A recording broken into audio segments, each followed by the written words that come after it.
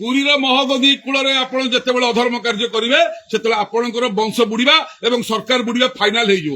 ନିଜକୁ ଜଗନ୍ନାଥ କହିବା ବନ୍ଦ କରନ୍ତୁ ଏବଂ ପୁରୀର ସମୁଦ୍ର କୂଳରେ ଆପଣ ମହୋଦଧି କୂଳରେ ଜଗନ୍ନାଥଙ୍କ ଶ୍ୱଶୁର ଘରେ ଲକ୍ଷ୍ମୀଙ୍କ ବାପ ଘରେ ଯୋଉଟା ବିଜେଡି ପାରିନଥିଲା ପାଣ୍ଡିଆନ ପାରିନଥିଲା ଆପଣଙ୍କୁ ଚ୍ୟାଲେଞ୍ଜ ରହିଲା ଯଦି କରିକି ଦେଖେଇଦେବେ ଆମେ ଜାଣିବୁ ଠିକ ସରକାର।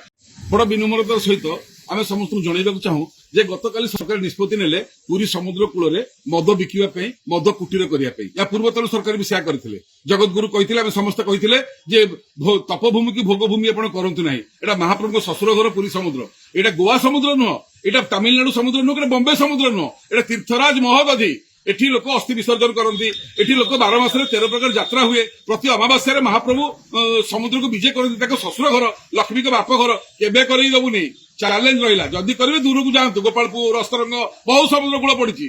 ପୁରୀର ମହୋଦଧି କୂଳରେ ଆପଣ ଯେତେବେଳେ ଅଧର୍ମ କାର୍ଯ୍ୟ କରିବେ ସେତେବେଳେ ଆପଣଙ୍କର ବଂଶ ବୁଡିବା ଏବଂ ସରକାର ବୁଡିବା ଫାଇନାଲ ହେଇଯିବ। ନିଜକୁ ଜଗନ୍ନାଥ କହିବା ବନ୍ଦ କରନ୍ତୁ ଏବଂ ପୁରୀର ସମୁଦ୍ର କୂଳରେ ଆପଣ ମହୋଦଧି କୂଳରେ ଜଗନ୍ନାଥଙ୍କ ଶ୍ୱଶୁର ଘରେ ଲକ୍ଷ୍ମୀଙ୍କ ବାପ ଘରେ ଯୋଉଟା ବିଜେଡି ପାରିନଥିଲା ପାଣ୍ଡିଆନ ପାରିନଥିଲା ଆପଣଙ୍କୁ ଚ୍ୟାଲେଞ୍ଜ ରହିଲା ଯଦି କରିକି ଦେଖେଇଦେବେ ଆମେ ଜାଣିବୁ ଠିକ ସରକାର। ତୁରନ୍ତ ପୁରା ଶ୍ରୀକ୍ଷେତ୍ରରୁ ମଦ ଉଠୁ, ପୁରା ପୁରୀରୁ ମଦ ଉଠୁ ଯଦି ଠିକ ସରକାର ମଦ ବନ୍ଦ କରିବା କହିକି ଆହୁରି ମଦ ଚଲେଇବ। ଆଇଛ देश विदेश कोण अनुकोणर टेक्निक खबर देखंतु आम सह यूट्यूब फेसबुक और इंस्टाग्राम रे आमको देखंतु लाइक शेयर और सब्सक्राइब करने को आद्यम भूलंतुनी।